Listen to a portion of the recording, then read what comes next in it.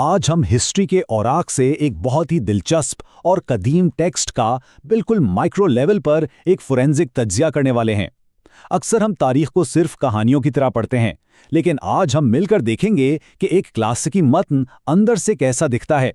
ہمارا فوکس ایک بہت ہی مشہور ریکارڈ پر ہے، جنت کے نوجوانوں کے سردار۔ آئیے دیکھتے ہیں کہ صدیوں پرانے یہ تاریخی بیانات اپنی بالکل اصل شکل میں ہم تک کیسے پہنچے۔ اب سیدھا اس بنیادی بیان پر آتے ہیں۔ یہ وہ الفاظ ہیں جو بالکل اسی طرح ریکارڈ کیے گئے ہیں جیسے صحابی رسول ابو سعید خدری رضی اللہ عنہ نے اللہ کے رسول صلی اللہ علیہ وسلم کی طرف سے رپورٹ کیے۔ حسن اور حسین اہل جنت کے جوانوں کے سردار ہیں۔ یہ کوئی عام سا جملہ نہیں ہے، یہ اس پورے ٹیکسٹ کا دھڑکتا ہوا دل ہے، اور ایسی اہم بات کو صدیوں تک من و ان محفوظ رکھنے کے لیے جو محنت کی گئی ہے وہ واقعی حیرت انگیز ہے۔ اور یہ گہرا بیان تاریخی کتابوں میں ایسے ہی ہوا میں معلق نہیں ہے، اسے ایک انتہائی منظم کیٹلاگ میں ایک مخصوص مقام پر اینکر کیا گیا ہے۔ جامع ترمذی حدیث نمبر 3768۔ یہ صرف ایک نمبر نہیں ہے، یہ اس بات کا ثبوت ہے کہ اس ریکارڈ کو کتنی احتیاط اور ڈسپلن کے ساتھ ایک بہت بڑے علمی ذخیرے میں جگہ دی گئی، بالکل ایک ایگزیکٹ پن پوائنٹ لوکیشن۔ حصہ اول، متن کی ساخت یعنی اس ریکارڈ کا تفصیلی تجزیہ۔ علمی زبان میں ہم اس بنیادی میسج کو متن کہتے ہیں، یعنی یہی وہ اصل پیغام ہے جسے اگلی نسلوں تک پہنچانا مقصود تھا۔ حسن اور حسین رضی اللہ عنہما کے بارے میں یہی وہ الفاظ ہیں جن کی حفاظت کے لیے یہ پورا کا پورا علمی تانا بانا بنا گیا، یہی وہ سینٹرل پوائنٹ ہے۔ حصہ دوم، سلسلہ روایت، ایک تاریخی راستے کا سراغ۔ اب ذرا اس انویسٹیگیٹو اینگل سے دیکھتے ہیں کہ یہ معلومات سفر کرتے ہوئے کہاں سے کہاں پہنچیں۔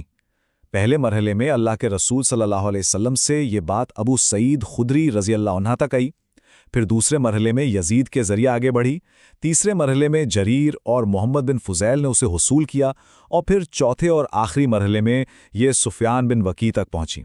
یہ بالکل ایسا ہے جیسے کوئی بہت قیمتی چیز پوری احتیاط کے ساتھ ایک ہاتھ سے دوسرے ہاتھ میں دی جا رہی ہو۔ اور اب ذرا اس لسٹ پر غور کریں۔ ابو سعید خدری، یزید، جریر، محمد بن فضیل، سفیان بن وکیع اور آخر میں امام ترمذی۔ سوچنے کی بات ہے، صرف ایک جملے کو قانونی اور مستند حیثیت دینے کے لیے اتنے مخصوص ناموں کی ایک پوری چین درکار تھی۔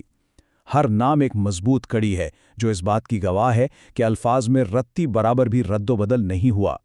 حصہ سوم، امام ترمذی کا فیصلہ اور علمی تصدیق۔ اس پورے سفر کے بعد امام ترمذی نے اس ٹیکسٹ کو ایک مخصوص ایکیڈیمک گریڈ دیا جسے حسن صحیح کہا جاتا ہے۔ یہ کوئی سرسری تبصرہ بالکل نہیں ہے، یہ اس مخصوص چین اور ٹیکسٹ پر لگنے والی حتمی مہر ہے، الٹیمیٹ سیل آف اپروول۔ یہ اس بات کا باضابطہ اعلان ہے کہ یہ ریکارڈ ویریفیکیشن کے اعلیٰ ترین معیار پر پورا اترا ہے۔ حصہ چہارم، راوی کی وضاحت اور شناخت میں درستگی۔ یہاں ایک بہت ہی زبردست کمپیریزن ہے۔ ایک طرف ایک عام سا نام یا عرف ہے، ابن ابینم، لیکن دوسری طرف پوری کی پوری اور انتہائی تفصیلی شناخت، عبد الرحمن بن ابینم بجلی کوفی، اور ان کی کنیت ابو الحکم۔ صرف ایک نام پر گزارا نہیں کیا گیا، بلکہ نام، قبیلہ، شہر، کنیت سب کچھ ڈیفائن کر دیا گیا تاکہ مستقبل میں کنفیوژن کی کوئی گنجائش ہی نہ رہے۔ تو اس سے ہمیں کیا پتہ چلتا ہے؟ یہی کہ اس درجے کی باریک بین حفاظت کے لیے انتہائی ایگزیکٹ آئیڈینٹیفیکیشن ضروری ہے۔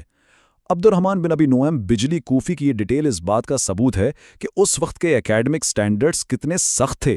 یہ صرف الفاظ کو رٹنے کا کام نہیں تھا، بلکہ ان لوگوں کی مکمل پروفائلنگ تھی جو ان الفاظ کو آگے پہنچا رہے تھے۔ اور آخر میں یہ سب دیکھنے کے بعد ذہن میں ایک بہت ہی اہم سوال آتا ہے۔ آج ہم ہسٹری کے جن چھوٹے چھوٹے جملوں کو اتنی آسانی سے پڑھ لیتے ہیں، ان کی تصدیق اور حفاظت کے لیے صدیوں پہلے کتنی عظیم اور پیچیدہ محنت کی گئی تھی۔ یہ چھوٹی سی ساخت ہمیں دکھاتی ہے کہ بظاہر سادہ نظر آنے والے ان تاریخی ریکارڈز کے پیچھے دراصل ایک بہت ہی گہری سائنس موجود ہے۔